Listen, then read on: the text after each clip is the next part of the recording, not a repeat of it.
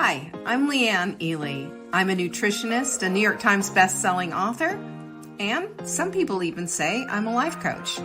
I started the Daily Dish Show to share my story, my truth, and my journey to vibrancy, and to inspire others to do the same. Because it's all about grit, perseverance, and finding a way despite the odds. It's about embracing the whole woman, not just the parts that are easy to love, and feeding her heart, mind, body, and soul. But I found that this isn't just my story, it's your story too. It's go time. This is the Daily Dish. It is the Daily Dish. How do you like that? It is the Daily Dish, and it is Election Day, and it's Transformational Tip Tuesday, and yes, I voted. Did you vote? It's your civic duty to vote. I take my voting seriously. I have been an American citizen since 2008, and I have not missed an election, ever.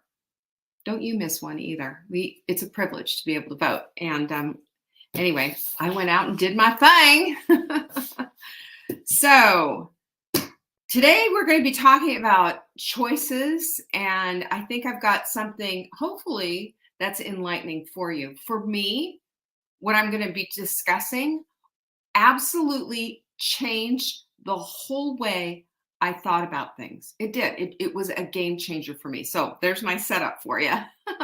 I'll give you more of it later to come. But first of all, have you taken my advice as your nutritionist and gotten your Lectifix yet? Now, here's the deal with Leptifix. It fixes broken leptin, and you know you've got broken leptin if you have a problem with, say, some belly fat that just won't go away, or you have an appetite that you just can't rein in. That's what Leptifix does. And I'll tell you, for me, I take this every single day on an empty stomach, first thing in the morning with my SAME, and I haven't missed it since we bought it, since we started carrying it. It is a proprietary formula. You're not going to find this on Amazon or anybody else's website.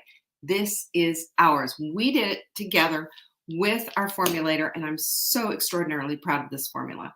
It makes a big difference. So check it out. Go to savingdinner.com/show. That's how it's done.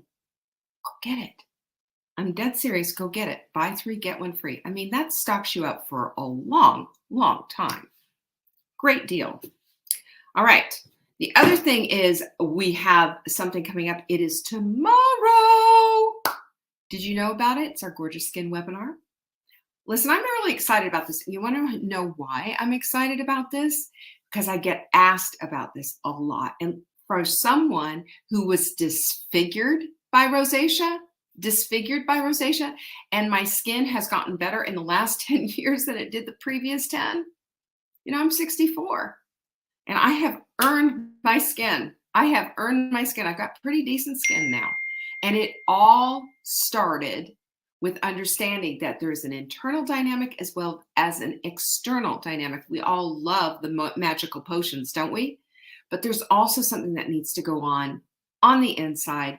And I'm going to share all of it with you, not just what goes on the inside, but also what you need to be putting on the outside, because it's all extraordinarily important. And I will tell you too, the other thing is I am celebrating women of all ages, with all skin tones, with all wrinkles and not wrinkles, and however it is that you go about. I am so not anti-aging. I hate that term with a passion. I'm pro-aging. Let's hold on to what we've got. Let's be the very best that we can be, and let's excite our skin and allow the glow to show. That's what we're all about. Sign up for tomorrow's webinar, would you? savingdinner.com/gorgeous. Gorgeous. Get signed up.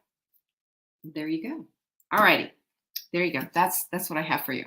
Those are the big announcements. I don't think I have anything else. You got your Leptifix. You got your webinar. Oh, and you got your quote. Look at this.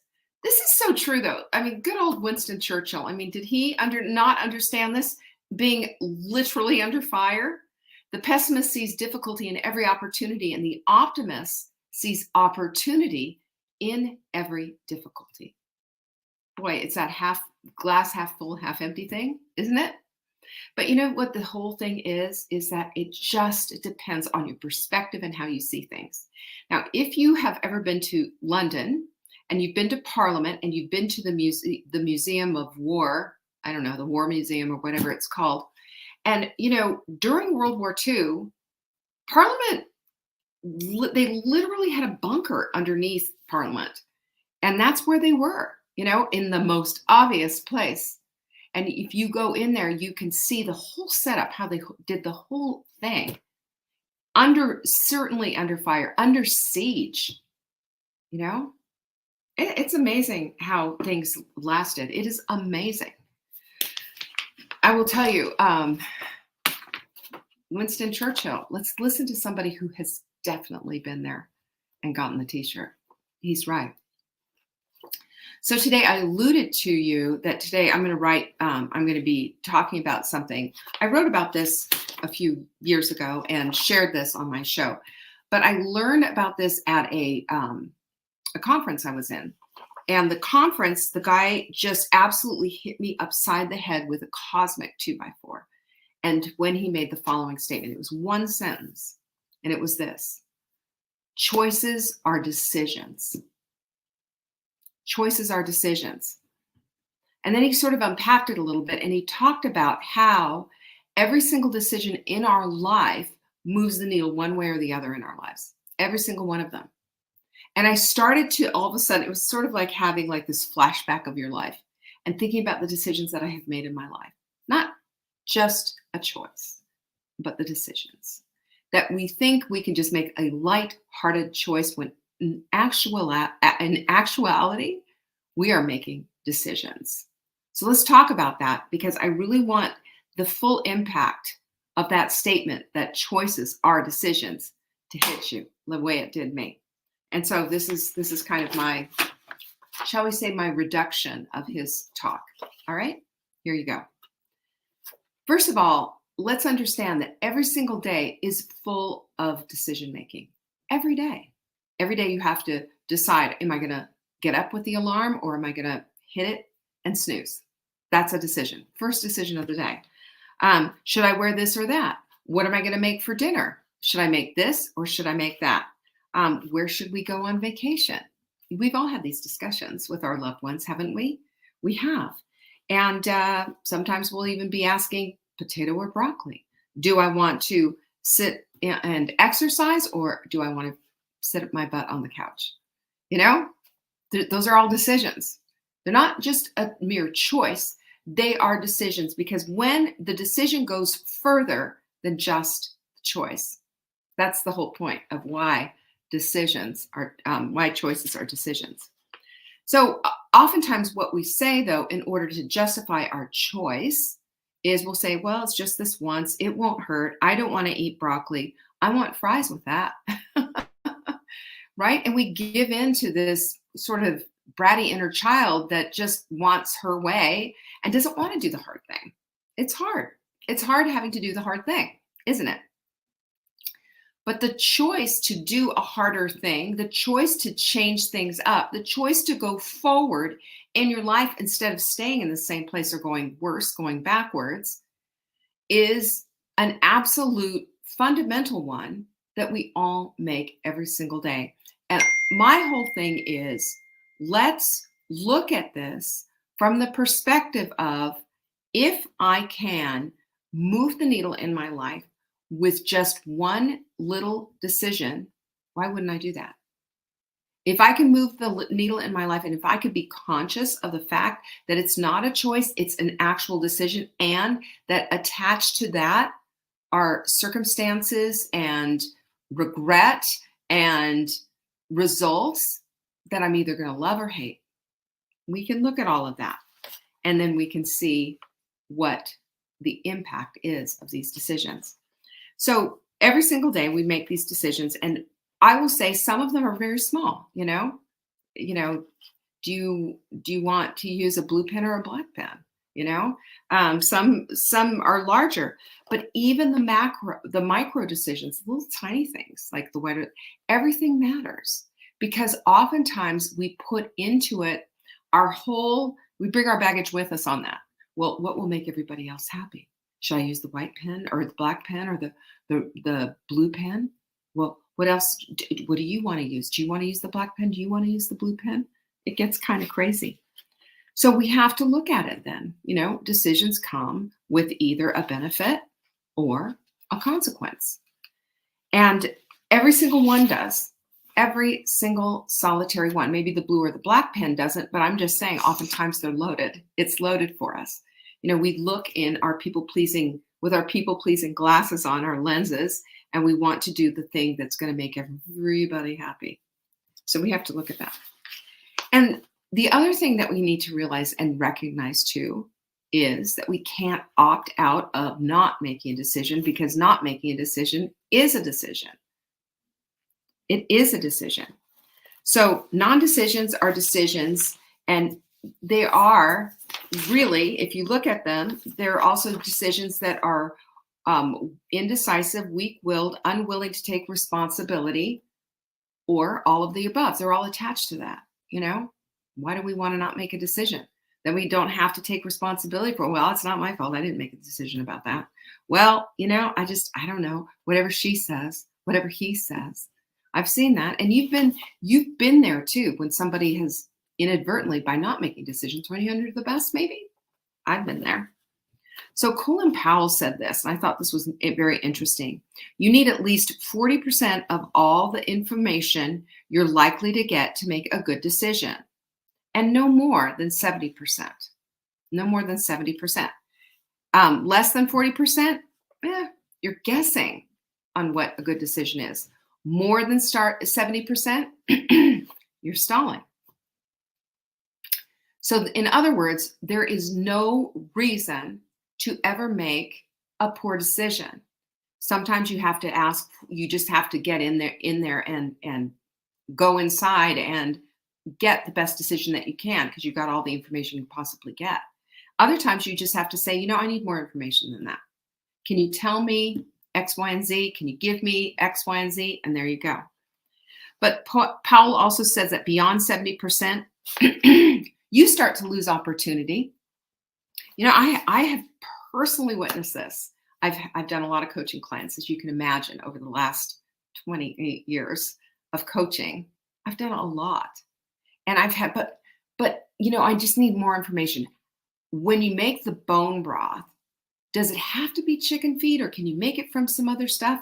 And I'm like, girl, you can get a carton of it. I don't care. You can do it the way you want to do it. Just drink the bone broth. We're doing the bone broth for the benefit, Well, what about the herbs that go in there? Should they be fresh or should they be dried? The stall factor is incredible. And after a while, you do lose the opportunity. You don't get to do the hot milk sprint and challenge with everybody else. And you don't get to be a part of the hot milk 30, because it's just, you haven't taken the time to read the stuff out and asked a whole lot of questions when the information's been sitting right under your nose the whole time. How many times have I witnessed that? I can't even tell you. And I don't know what it is why don't we step into part of what our power is being able to make these decisions, being able to stand up and say, this is what I choose because this is the right decision for me. We get afraid of that a little bit, I think. So Powell says that you start to lose opportunity. I've seen it 100% of the time. So often when you start to stall, you start to lose that opportunity. And so, what else makes up for that 30% that you don't have the information on? Your gut, your instinct, your knowing. Trust yourself a little bit better. Believe me, it's been all installed in you. It's part of your program. It's part of who you are. So just go with it. That intuition that you have, that's God-given. So go ahead and rely on that. Go ahead and just say, what do I feel about this? What do I really want? Is this the thing? Is this the decision that I need to make? Then even if you feel a little bit, mostly yes, just do it and watch how you respond and watch the results that you get. That's the ticker. So here's something that my friend Jim Quick, who wrote a book called Limitless, such a good book, by the way. If you haven't read it, go read that book. He says, how do we get out of the place of understanding? We can't opt out of decision making. We can't ever. that even non-decisions are decisions, and that to make a good choice, you just have to start understanding what's what. He's got several points. Let me see, how many points does he have? Three, three, three, three, 3 points. So here's what he has to say about that. Number one is make a not to do list. That's a good one, right? I'm always telling you to make little 3x5 to-do lists, little check things off. But his whole thing is ask yourself the question, does it add value? Are you waiting on something? Can you delegate this? Sometimes people have a tendency to just want to do everything themselves, and that just isn't efficient. And I'm not talking about having personal assistants or running a business or anything like that. I'm talking about teach your kid how to unload the dishwasher, for example. You shouldn't be doing everything yourself. As a mom, we need to offload some of this stuff, not so that we can have free labor in our house, so we can teach them how to become productive adults when it's time. You don't suddenly start teaching an 18-year-old, oh, by the way, this is the dishwasher, this is how you load it, and this is how you unload it. You show them how, and repetition is how they learn, and it becomes part of what they do. I hate to tell you this, but life is full of work, chores, basic hygiene stuff, cooking, all of this. And if we don't give them an opportunity to do it, we don't teach them how to become adults. It doesn't come from osmosis. It comes from actual instruction. I'm sorry. That's a little sidebar for you there, but I've seen so many kids who just can't, grown ass adult kids who don't have a clue on how to run their lives. It's sad. So make sure you're delegating, mom, because there comes a time when you stop momming as much and you're on the sidelines and you're coaching, and you want to be on the sidelines coaching, not saying, no, we don't put black socks in with the white towels when we do wash our clothes. Number 2 is standardized checklists for all the things. Now, I love this. I have in my phone, by the way, I have a standardized grocery list for when we go to Trader Joe's, when we go to Costco, when we go to these different places, because there's certain things that I get there every time. Why keep writing it out? The phone app is awesome. So just type it all out in there and it's ready. It's perpetual. It's there. Standardize things that you can, so you don't have to waste the brain space on it. I don't know about you, but mental fatigue, I know that one well. So let's standardize some of these things, shall we? Number 3, when it comes to food choices and food addiction, using the words always and never make everything change. If you saw my food craving webinar, we talked about this quite a bit. I love this for myself. It just makes all the difference in the world. For my coaching clients, it does as well, because there is no wiggle room. Unless you ask, unless you add your wiggle room in, you don't get in there and just say, oh, well, whatever, because that hurts even more than saying missing the wedding cake, for example, at a wedding. That hurts even more because you've just dinged up your integrity and the promises to yourself, easily broken. Nobody wants to live like that. Nobody wants to live like that. So you say, I always pass on dessert, and I never eat cake unless it's at a wedding or it's at a birthday or whatever, wherever your exception is, and stick to it. Then when you go to church one Sunday and somebody says, oh, I brought this birthday cake and it's for so-and-so. And you say, not pass, that wasn't on your thing. That wasn't a part of your thing. You only eat wedding cake, right? There you go. There's no wiggle room and nothing to discuss anymore. And you never, by the way, P.S., you don't have to defend your choices. You don't have to defend yourself. If somebody's saying, oh, just this once won't hurt or whatever, just say, thank you, but no. And just look at them. Don't offer, well, I just made this thing and I'm going to do this thing and blah, blah, blah, blah, and keep talking. Just thank you, but no, and stare at them. Look them in the eye, because that means you mean it.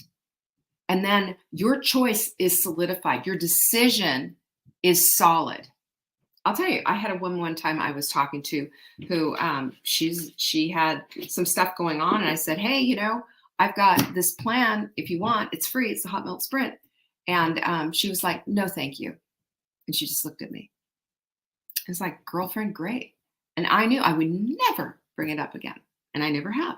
And we're friends, Cool. People need to know where you stand. That's part of making a good decision.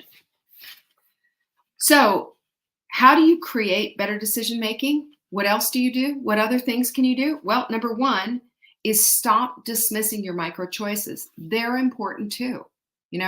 Don't just give it a little, just this once won't hurt and all this little wibbly wobbly stuff. Stop the wiggle room. You don't need to. Your micro decisions are important. Am I going to fast today? I'm feeling a little hungry. Let me see how I feel after this water, that kind of a thing. Those are the things that you need to do, but set yourself up for winning this round. Okay. Number two, non-decisions are actually decisions that you can't weasel out of. You cannot weasel out of decision making. That's for somebody else who doesn't take their life seriously, that doesn't want vibrancy. So stop that. Stand up for yourself, step into what it is that you need to, and embrace and lean into a good decision and make it with your whole heart. Number three, unintelligent thinking is wrapped up in indecision. Unintelligent thinking is wrapped up in indecision. And the reason that is unintelligent is because you've made it a choice to opt out of the choices that you're making in your life, the decisions that you're making in your life. It's unintelligent. And you're better than that. You're smarter than that. You can't shrink back and just allow life to pass you by. That's what that is doing.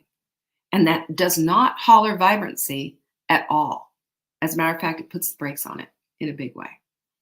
And number four is stop making decisions by crowdsourcing it. Hear me on this. How often do we ask everybody else what their opinion is? What should I do? What do you think I should do? I have actually had a woman ask me that about, should I stay with him or should I, break up with him? You do not crowdsource that kind of a decision. That is a decision for you and you alone to make. You and your heart, no. And asking somebody to step in and help you make that kind of a decision is ridiculous. Unless you come to somebody and you say, and they are a trusted, not crowdsourcing it, but a trusted advisor, a trusted friend, trusted, counselor. And you say to them, I just want your opinion. What do you think of this situation? I want your opinion on this. I am really struggling with this decision. And I will tell you, if you are struggling with a decision, then wait on it. Give yourself a deadline on it. Don't move until you start to feel good about it and start to know about it. Your higher self knows. Your higher self knows. Now is the time to start journaling, to start meditating, start praying. Because decision making, especially big decisions like that, should never be crowdsourced. But you should delve within and spend time with yourself figuring stuff out. You're worth the time. Your decisions are a reflection of what you believe about your life. You know that? Your decisions are a reflection of what you believe about your life and what you believe about yourself. So now is the time to start stepping into the full power of who you are, the full awesomeness of who you are. Stop being powerless and start being powerful. Pathetic or powerful? I think you're powerful. And I think you're vibrant. And I think it's just time that you start looking at each one of those decisions that you make as a way to show that power and a way to claim yourself. Because who you are is fearfully and wonderfully made. You're here on purpose and for purpose. Therefore, your decisions are acutely important. Make a good one. All right. Thank you for joining me. I will be tomorrow. Oh, I can't wait. Tomorrow. Oh, my goodness. I've lost a whole page of notes. I missed a whole page of notes. We'll do some more tomorrow. Tomorrow we have more things about choices and decisions. We're going to be talking about it because wise women do that. Are you going to be with me? I sure hope so. Peace be with you. I'll see you tomorrow live. Thank you for joining me today. You can find me on TikTok for daily tips to help support your most vibrant life. And remember, you are the author of your own story. Until next time.